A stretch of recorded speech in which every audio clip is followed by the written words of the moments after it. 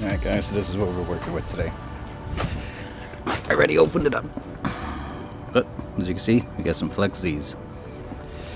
If you notice the difference with the Flex Z, you got top hats. You got some camber adjustments on these, and these just regular.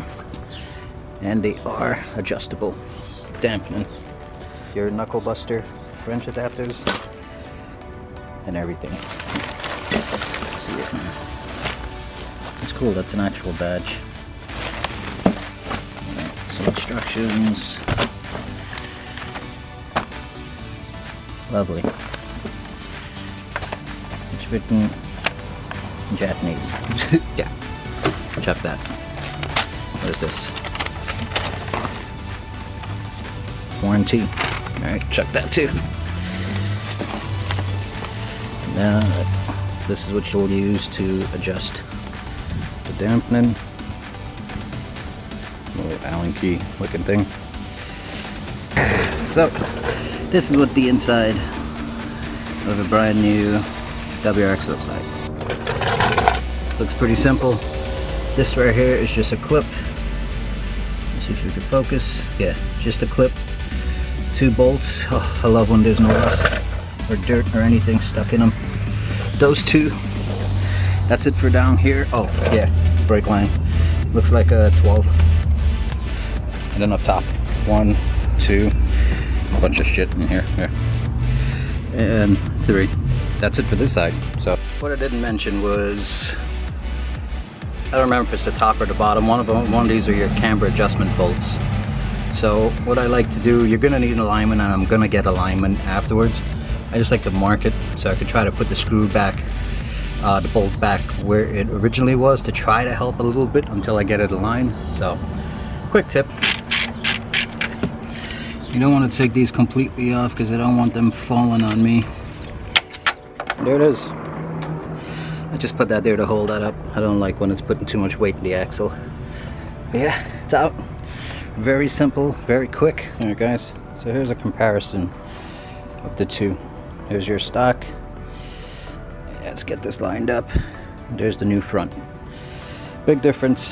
I'm not gonna play. This already comes preloaded, so I'm good with that.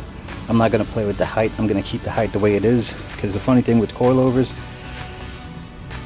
they're never what you expect. So if you try to match this or go slightly smaller, it won't turn out right. The best thing is you put it on the car, drop the car, see how it sits, adjust from there.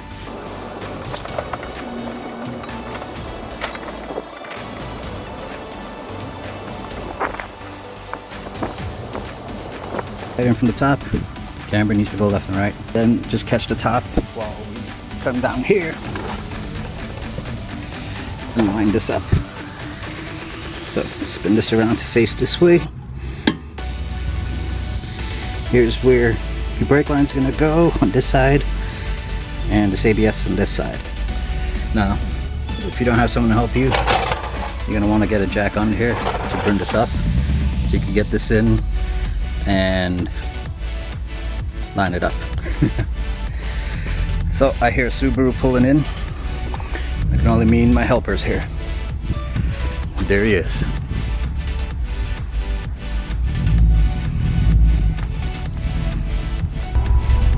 My helper. Helper. That's my name. That's it. Need a jack to bring this up, and then just push it in and get the screw in. Yeah, get it screwy. It's in? Yep. Good. So it's back in, as you can see. You can see my mark that I made. Line that back up, so that'll do good for now until I go do the alignment. But everything's in. Just gotta tighten up the top, tighten these down. You can torque them to spec, and yeah, put the wheel on, drop it down, and we'll go from there. In the meantime, let me do the other side. Alright guys, fronts are on, the drop is in. Kind of hard to tell it because it's black wheels, but we went from 4 fingers to 1 now. and I didn't do any adjustments. This is straight out of the box. I haven't adjusted it, and I love the way it's sitting. You can see the back still needs to get done. Back we got about 3 fingers. This is how it's standing right now. Now to do the back, we gotta take out all of this interior. Get all the trash and stuff I have in here out of there. All these panels gotta come out because we need access all the way down there. I'm sure there's an easier way, but it's best you take that off, see what you're working with. So let's get this side up in the air and we'll take a look in a sec. Alright, so took all that crap out. Now we gotta get these panels off because it sits right behind here. Now this looks like it can come off separate, but I want as much room as possible, so you just gotta get out all these clips. And that's what we need to get to. The 2 to get the rear out. So this one is gonna be a little different. Some say it's easier, some say it's a little harder. What we gotta do is take off the strut bolt, the sway bar link bolt, and you can either take this one off or that one. Not sure which one I'm going to take off yet, but I'll figure it out in a second. In the meantime, you just take those off and the 2 that are in the trunk, and that's it. Then you just yank down on here and pull out the shock, put in the new one. So let me take those off.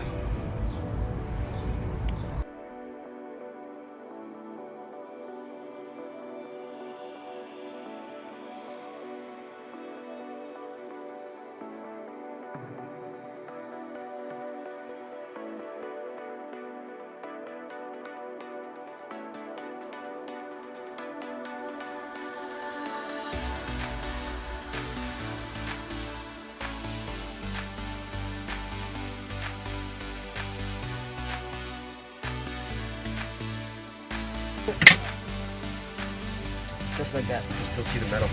Yeah. Yeah. Alright, and then we just pull this down, and there you go. Struts free. Now, we'll go on the top. Use the 12, take out the top. There you go. No touch it. I can't. It's cooked.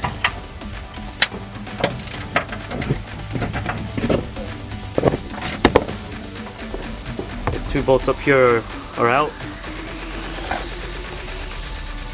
And now it's as simple as pushing down like a glove. The rears are easier to do.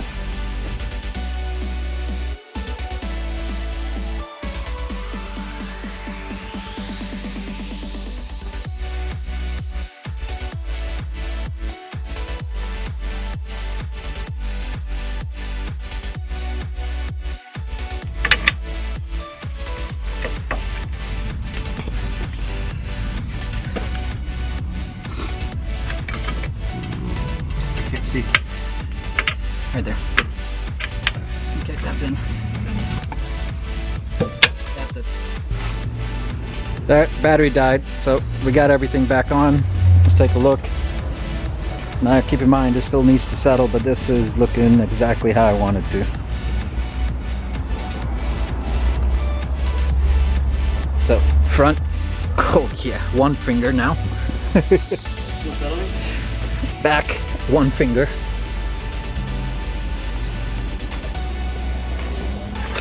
Same thing on this side. Yeah, I like the way that's sitting. Yeah, for the preload again, I kept it out of the box. I think it looks good. I'm gonna take it out for a test spin and see how it goes. As you can see, these 18 by 8.5 with an offset of 55s leaves a good amount of gap. Contemplating doing some spacers. We'll see. 20 millimeters will bring it pretty flush until I choose what kind of rims I'm going to put. But that'll be it for now. I'll do another video another day to tell you know how it rides. That's it. What do you think, Sam? Is it low? Looks the same. Yeah, good job. Alright guys, that's it for now.